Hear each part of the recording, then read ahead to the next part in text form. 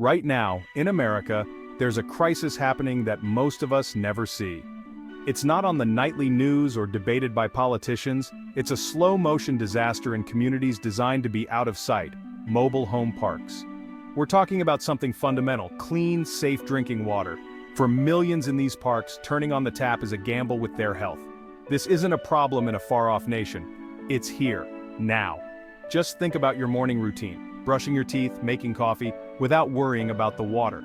For 22 million Americans in manufactured housing, that trust is a luxury. Their water might be brown, smell like chemicals, or be laced with arsenic or lead, and often they have nowhere else to go. This is a systemic failure, hidden in plain sight. Mobile home parks are a critical source of affordable housing, yet they're burdened with failing water systems. If this happened in a wealthy suburb, it would be a national scandal. The fact that it persists tells us who society protects and who it doesn't. This is about infrastructure, but also poverty, neglect, and indifference. So let's pull back the curtain. Let's hear the stories and see the numbers. The people in these parks aren't statistics. They're our neighbors. Their struggle is a stain on American fairness. It's time we paid attention to the crisis flowing right under our noses. To grasp the scale, look at the data. Mobile home parks rely on small, private water systems. These systems are old, poorly maintained, and not connected to municipal supplies.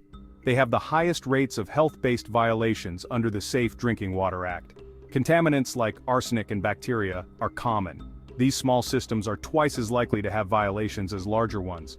While serving a fraction of the population, they account for a significant share of safety failures. Millions drink water that doesn't meet federal standards. These are not just paperwork errors, but real health risks. Residents are often low-income, seniors, or disabled, least able to buy bottled water or demand action. The most vulnerable are served by the most neglected systems. Oversight is patchy. The EPA delegates to underfunded state agencies, so problems fester for years. The numbers reveal a two-tiered system of water safety in America. Millions are left behind by a failing regulatory structure. The statistics are grim, but the human cost is even starker. Meet Maria, a mother in rural California. Her tap water runs brown and smells foul. She spends her limited income on bottled water for her kids but has no choice but to bathe them in the tap water, which causes rashes. Complaints to the park owner go nowhere. She owns her home, but not the land, so moving isn't an option. In the Midwest, Robert, a retiree, remembers when the water was clean. Now he drinks contaminated water because he can't afford alternatives, hoping each glass won't harm him. In Arizona, residents organized after several fell ill. Independent tests confirmed arsenic. Their fight for clean water was met with denial and threats. These stories are repeated in thousands of parks nationwide. The emotional toll is immense. Constant stress, feeling trapped, ignored by those meant to protect them. It's the mother choosing between clean water and school supplies. The senior drinking contaminated water because he has no other option. Communities forced to become their own advocates just to secure a basic human right. These aren't just anecdotes, they're evidence of profound injustice. The struggle of these residents is a powerful reminder. Water infrastructure is about human lives. Their voices demand to be heard. This is America's hidden water crisis. It's not just about pipes, it's about people. And it's time we listened. Their fight is our fight. Why are mobile home parks ground zero for this crisis? It's by design. Residents own their homes but rent the land, creating a power imbalance. Moving a mobile home is expensive and often impossible, trapping residents. Park owners know this, so there's little incentive to upgrade failing water systems. Most parks were built decades ago. Their pipes are now corroded and leaching contaminants. These small, private systems aren't connected to municipal water. They rely on a single well and aging pipes. Park owners act as private water utilities, often lacking expertise or incentive to maintain systems. Upgrades are costly, and private equity firms buying up parks focus on profit, not infrastructure. They patch leaks, do the bare minimum, and pass costs to residents. Regulation is weak. Private systems on private property often escape oversight. Penalties for violations are minimal, and complaints go in circles. Residents are left powerless, caught in a closed loop of inaction.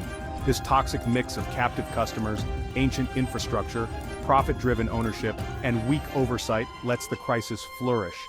Millions remain vulnerable, with no real recourse. The Safe Drinking Water Act was meant to guarantee safe water for all Americans, but its biggest blind spot is mobile home parks. The EPA delegates enforcement to states, but state agencies are underfunded and overwhelmed. Small park systems get the least attention. The regulatory framework is built for big utilities, not landlords running tiny water systems.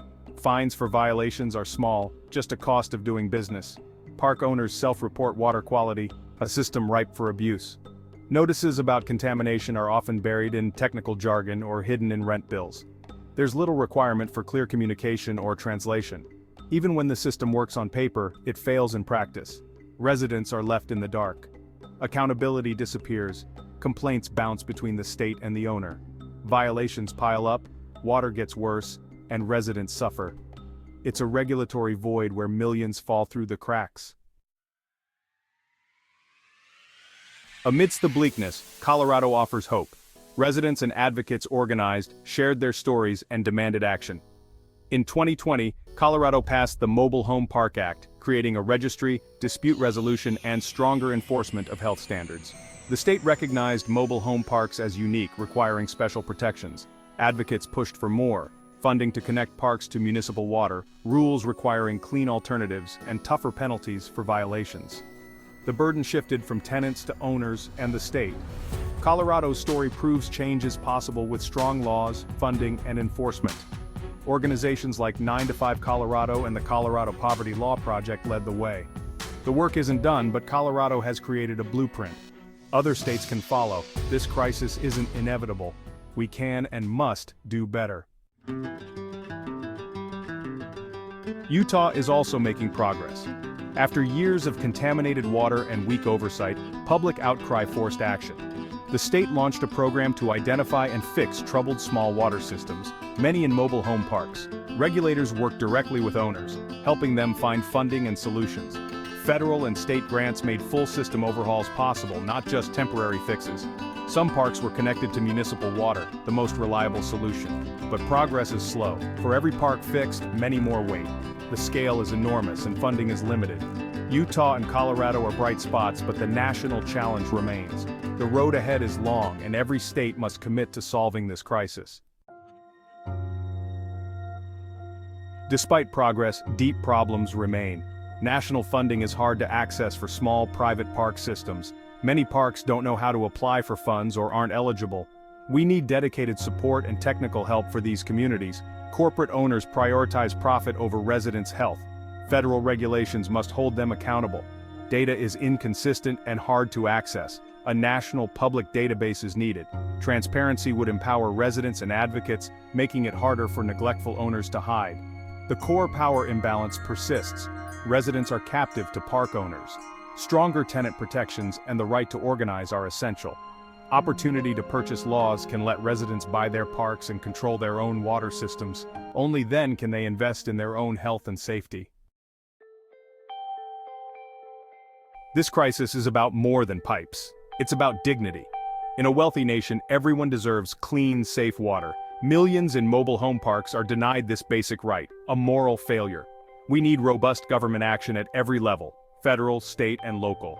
The EPA must have more power and resources. Loopholes for corporate owners must close. States should follow Colorado's lead with strong laws and enforcement. Local health departments need authority to inspect and act. But government alone isn't enough. We need public awareness and activism. More media coverage, more advocacy, and more support for residents organizing for their rights. This is a fight for environmental justice and basic human rights. The health of millions is at stake, but so is our national character. Do we accept a society where your home determines your access to clean water? The choice is ours. It's time to bring this struggle into the light. Every person in America deserves to trust the water from their tap.